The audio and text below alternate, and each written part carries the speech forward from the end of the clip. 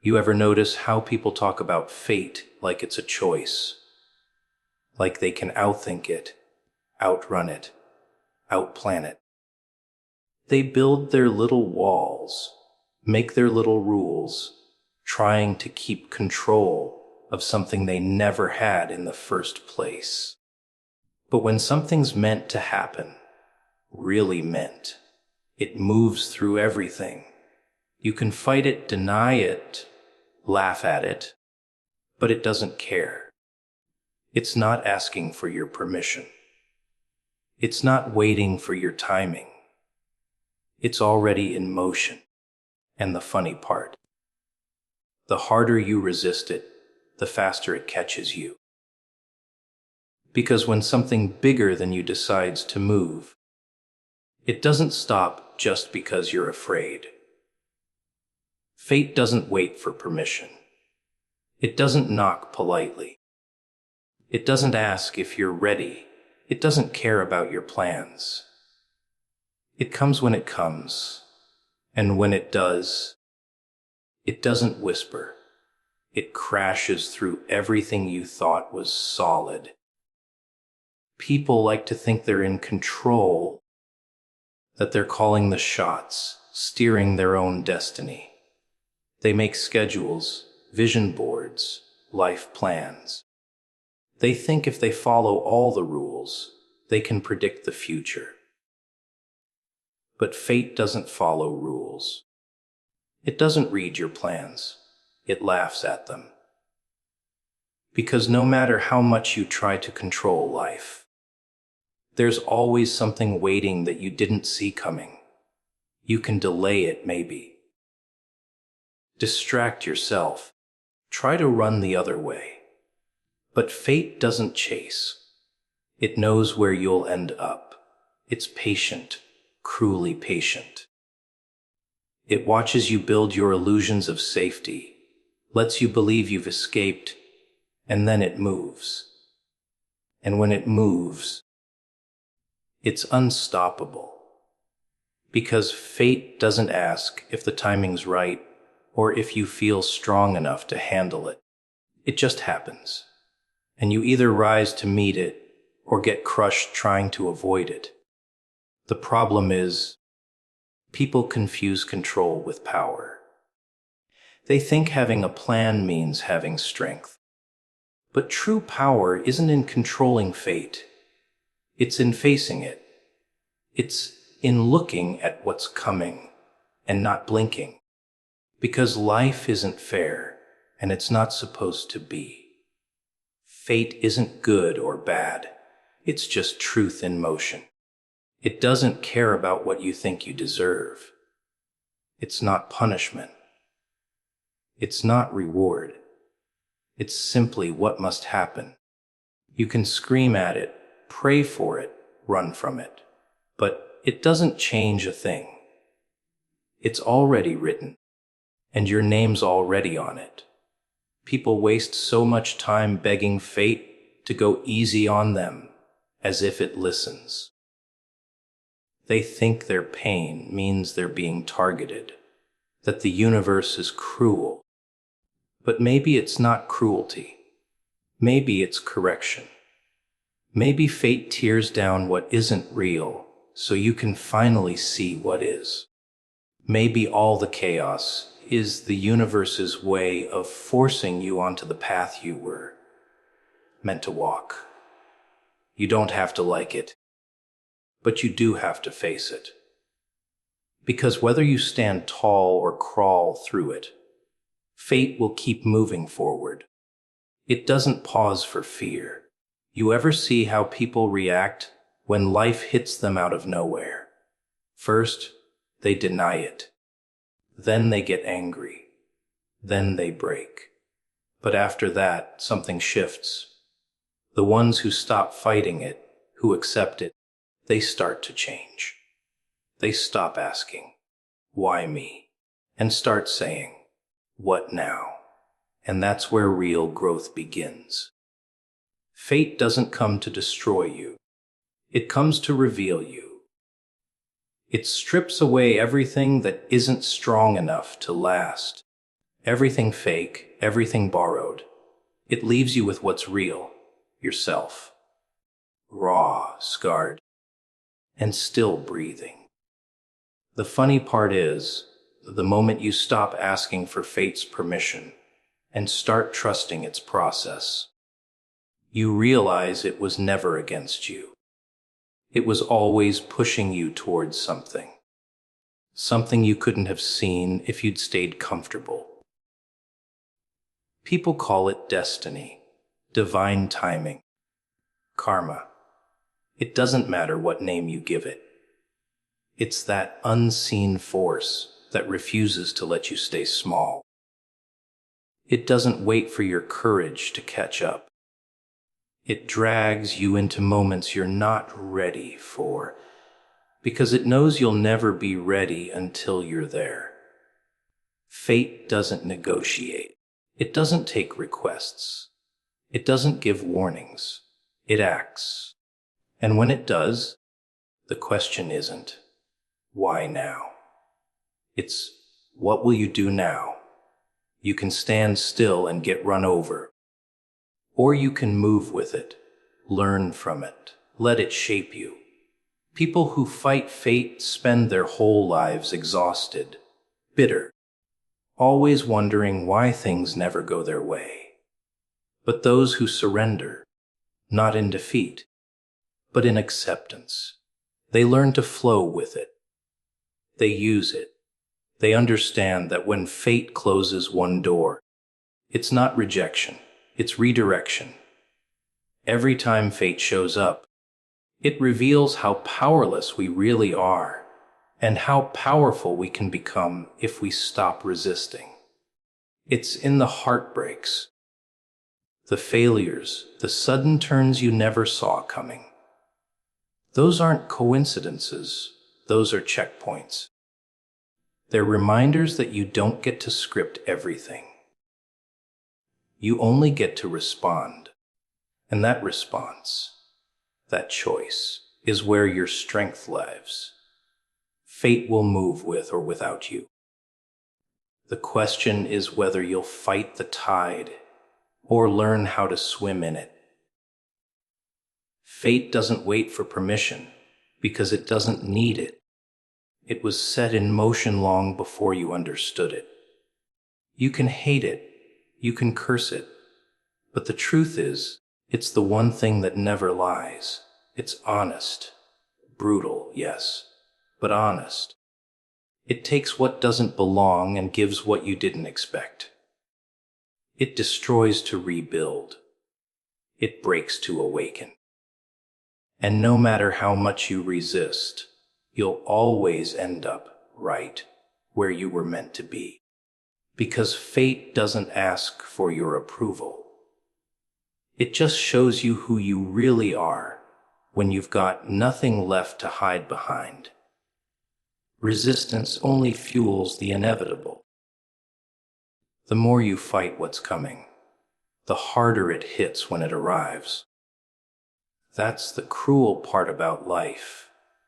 You think you're protecting yourself by pushing back, by controlling every little thing, but all you're really doing is feeding the storm. The energy you spend resisting could have been used surviving. But no, people would rather fight the current, scream at the sky, pretend they're stronger than what's already written. They wear themselves out trying to stop something that was never meant to be stopped. People don't realize that the universe doesn't care about your comfort. It doesn't care about what you think is fair. It moves with purpose, and your resistance is just friction against its rhythm. The harder you pull away, the more it tightens its grip. That's why some people live their whole lives angry. Angry at fate. Angry at God. Angry at themselves. Because they can't accept that they don't get to control everything. They confuse control with strength. But strength isn't about controlling life. It's about moving through it. The river doesn't stop for a rock. It just flows around it, smooth, unstoppable, patient. Resistance is fear pretending to be courage. It's pride disguised as protection. You tell yourself you're fighting for your freedom, but deep down, you're just scared of change. You're scared that if you stop fighting, you'll lose yourself. But the truth is, you already lost yourself the moment you started resisting what was meant for you. Because when something's inevitable, it's not there to destroy you. It's there to transform you. The pain isn't punishment, it's preparation. The fall isn't failure, it's direction. But you can't see that while you're too busy fighting it. The funny thing about resistance is that it gives power to the very thing you're afraid of. The more attention you give it, the more energy it gains. You think you're standing against it, but you're really feeding it. You make it bigger, heavier, louder. You let it rent space in your mind until it owns you. People think they're strong because they refuse to bend. But what they don't understand is that unbending things break. Flexibility is not weakness. It's survival. You can't outstare fate. You can only learn to move with it. You ever watch someone fall apart because life didn't go their way? They cling to their plans, their expectations, their idea of how things should have been. But they cry about what they lost instead of seeing what they're being pushed toward. And while they're busy resisting, life keeps moving. The world doesn't stop for their pain. It just waits until they stop fighting. Because the moment they let go, that's when everything shifts. That's when clarity shows up. That's when peace finally sneaks in. Because peace doesn't come from control. It comes from surrender. Most people think surrender means giving up, but it doesn't. It means understanding that some battles aren't meant to be won. They're meant to be survived. It means realizing that not everything that breaks you is your enemy. Sometimes it's just fate trying to break your ego, your illusions, your attachments. The sooner you stop resisting, the sooner you start learning. You start seeing the pattern in the chaos. You start noticing how every time something falls apart, it's clearing space for something else to grow. That's not coincidence. That's design. Resistance keeps you stuck in the same loop. You keep fighting the same lesson because you refuse to learn it. You keep attracting the same pain because you won't face it. Life will keep repeating itself until you surrender to its rhythm. You can't heal what you keep resisting. You can't move forward while holding on to what's behind you. The irony is, the moment you stop trying to control everything, that's when you finally gain control over yourself. Not over fate, not over outcomes, but over how you move through them. That's real power. You ever notice how the people who look calm in chaos aren't the ones who've had easy lives? They've just learned to stop fighting what they can't change. They've been broken enough times to understand that resistance only makes the fall hurt more. They don't waste time asking, "Why me?" anymore. They ask, "What now?" Because they've realized that everything meant to destroy them ended up shaping them. That's the secret. Resistance creates pain, but surrender creates growth. The world teaches you to fight for control, but no one tells you that some things are supposed to happen, whether you're ready or not. You can't delay the inevitable with denial. You can't stop the storm by closing your eyes. You can only learn to stand in the rain without fear. The more you resist, the more you suffer. The more you accept, the more you see. You realize that maybe everything that broke you was actually guiding you somewhere better. But you'd never know that if you kept fighting. Resistance only fuels the inevitable, because what's meant to be doesn't fade. It finds you. Every time you push it away, it just circles back stronger. You can delay fate, but you can't deny it. The pain you feel isn't life being cruel, it's life being honest. It's saying, stop fighting what's already yours. You can keep pushing, keep running, keep hiding, but in the end, you'll realize something terrifying and beautiful at the same time. You were never supposed to win against it. You were supposed to become because of it. Control is an illusion against destiny. That's the joke people never get. They spend their lives clutching at the wheel, pretending they're steering something that's already mapped out. Every move, every decision, every detour, they think it's all their choice. But deep down, they know something's off. They feel it when things fall apart, no matter how carefully they planned, when what they wanted slips right through their fingers. They call it bad luck, bad timing, unfairness, but it's not. It's just proof that control was never real. It's a story people tell themselves to feel safe in a world that's anything but. People crave control because chaos scares them. They want order, predictability, some kind of guarantee that their effort means something. So they plan, they schedule, they organize their lives like chess games.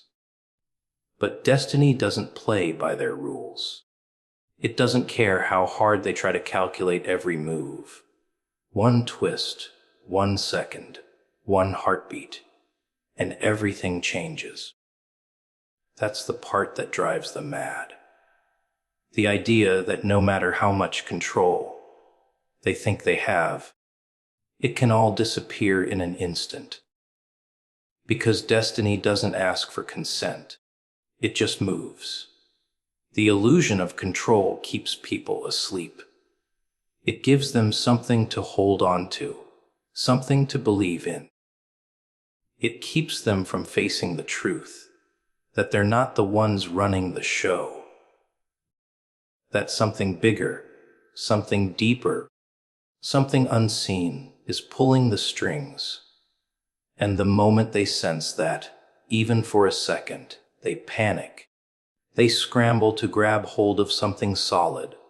Money, relationships, status, power, anything that makes them feel like they're in charge again.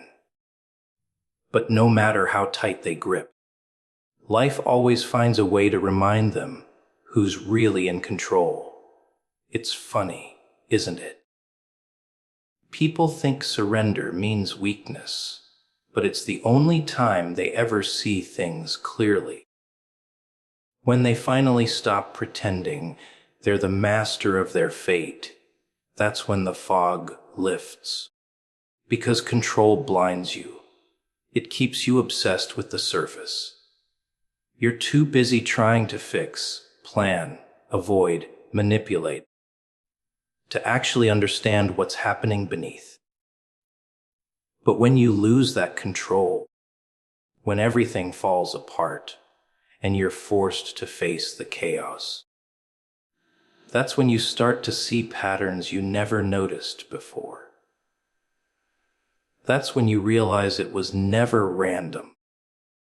It was always leading somewhere.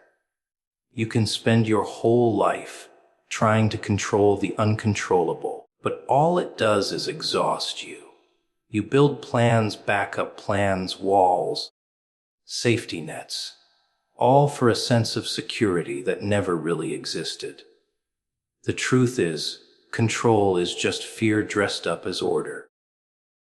It's a defense mechanism against uncertainty. People think if they can control everything, they can avoid pain. But pain doesn't need permission. It arrives exactly when it needs to.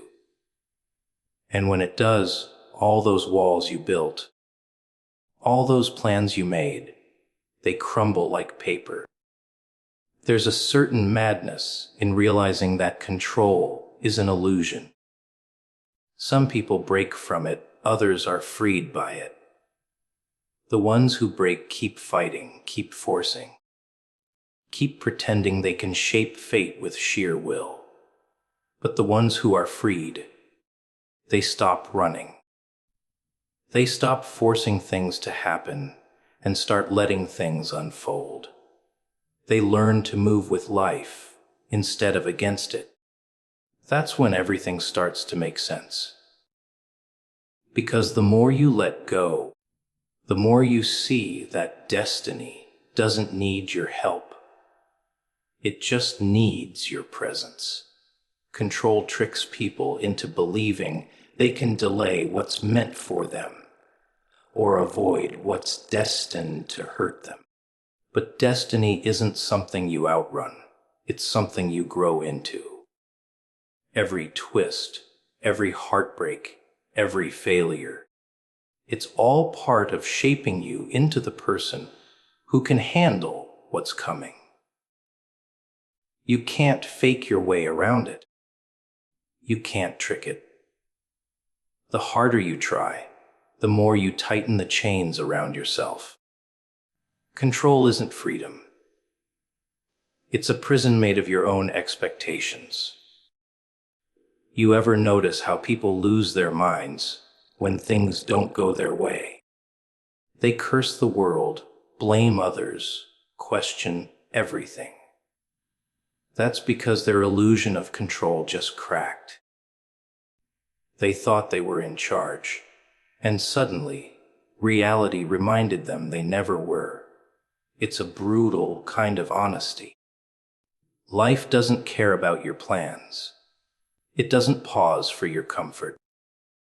It moves through you, with or without your permission. And when it takes something from you, it's not punishment. It's realignment. It's shifting you where you were supposed to be all along. The ones who understand that control is an illusion don't stop caring. They just stop clinging. They still work, still dream, still fight. But they don't worship the idea of control. They stop trying to force outcomes and start focusing on intention. They stop demanding certainty and start finding peace in not knowing. Because once you realize that destiny doesn't bend for you, you start bending with it. That's not weakness, it's wisdom. That's not chaos, it's clarity. You begin to understand that control was never the point. The point was to trust what's unfolding, even when it doesn't make sense. Control is the prettiest lie people tell themselves. It's the mask they wear to feel powerful in a world that constantly reminds them how fragile they really are. But once that mask cracks, once they see through it, something changes. They stop trying to hold back the tide. They start walking through it. They stop screaming at the storm and start listening to it. Because when you finally stop pretending you're the one in control. That's when you realize you were never meant to be the driver. You were meant to be the witness. Purpose moves through chaos untouched. That's the thing no one understands. Everyone's afraid of the mess, terrified of the noise, of the unpredictable turns that rip their little plans to shreds. But chaos isn't the enemy. It's the path. It's the place where real purpose hides, where truth breathes. People think they lose themselves when things fall apart. But maybe that's when they finally come alive. Because purpose doesn't need peace to exist. It doesn't need order or comfort. It survives the wreckage. It moves right through the destruction, like smoke through broken glass. You ever notice how everyone wants clarity before they act? They want the plan, the guarantee, the promise that everything will make sense. They think purpose only lives in calm waters. But life doesn't work that way. The calm is where you rest, not where you're built. The storm, that's where the shaping happens. That's where the fire burns away, the lies you told yourself. The chaos doesn't destroy your purpose, it reveals it. Because when everything collapses, when there's nothing left to hide behind, what stays? That's who you really are. People waste their lives trying to avoid the chaos. They build routines, safety nets, false peace. They think that if they keep everything neat and quiet, they'll find meaning. But meaning doesn't grow in quiet. It grows in the noise. It's born in the moments you think you can't handle, in the nights you wish would just end. Because purpose doesn't show up with an invitation. It crashes in unannounced, right when you think you've lost everything. You don't find it by staying comfortable. You find it by surviving what should have broken you. Chaos has a strange way of stripping people bare. It takes away the things they thought they needed. The plans, the labels, the control, and leaves them face to face with what's real. And that's when purpose whispers. Not when you're ready, but when you're raw. That's when you realize it was never about the plan working out. It was about who you became when it didn't. The mess, the failure, the heartbreak. They weren't distractions from your purpose. They were directions toward it. Chaos doesn't block the path. It is the path.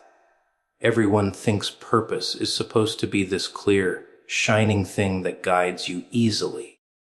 But real purpose is stubborn. It doesn't show itself until you've bled for it, until you've lost enough to understand its worth. It waits in the shadows of confusion, in the middle of disasters that don't make sense. And when you're in that place, when you're angry, broken, screaming at the sky, that's when it starts moving, quietly, patiently, through the chaos. You can't see it, but it's there, aligning the wreckage, stitching together something you'll only understand later. People fear chaos because it makes them feel powerless. They think if they're not in control, they're lost. But maybe that's the point. Maybe you have to lose control to find direction. Because as long as you think you're steering, you'll never notice the hand guiding you through it. Purpose doesn't shout. It doesn't fight for your attention. It just keeps moving through the noise, waiting for you to stop panicking long enough to see it. The chaos isn't there to destroy you. It's there to clear the path of everything that isn't real. You can tell a lot about a person by how they handle chaos. Some crumble, some hide, some fight it like it's a curse. But the ones who understand, they lean in. They let it tear down what no longer serves them. They stop trying to control the fire and start learning from it. Because they've realized that chaos doesn't come to punish. It comes to purify. It doesn't come to end your story. It comes to rewrite it. The noise, the confusion, the loss, it all starts to make sense once you realize that purpose was never in danger. It was just waiting for you to stop pretending you knew better. The most beautiful part about chaos is that it has direction, even when it looks like madness. Every shattered plan, every broken dream, every unexpected twist, it's all movement. It's all momentum. Purpose doesn't need a straight line. It thrives in curves, in contradictions, in the parts of life that don't fit neatly into explanations. The things that look like accidents are often alignments in disguise. The pain that feels pointless often carries the lesson you couldn't have learned any other way. You can try to protect yourself from the chaos, but all you're doing is delaying your purpose. The storms you avoid are the same ones that would have shaped you. The losses you run from are the same ones that would have freed you. You think you're keeping yourself safe, but you're really keeping yourself stuck. Because purpose isn't found in safety, it's found in the ruins. When you've lost everything familiar, that's when you finally see what was real all along. Chaos doesn't touch purpose. It tests it, it sharpens it. It forces it to become undeniable. And maybe that's the truth people spend their whole lives trying not to face. That the chaos they curse is the very thing carrying them where they were meant to go. That purpose doesn't crumble when life falls apart. It stands in the middle of it, untouched, waiting for you to stop fighting and start seeing. Because no matter how loud the storm gets, purpose never loses its way. It doesn't flinch. It doesn't fade. It moves right through the fire, calm, certain, unstoppable. What's meant will find its way. People love to talk about timing, about luck, about how they missed their chance, or how the world wasn't fair. They make excuses, they chase,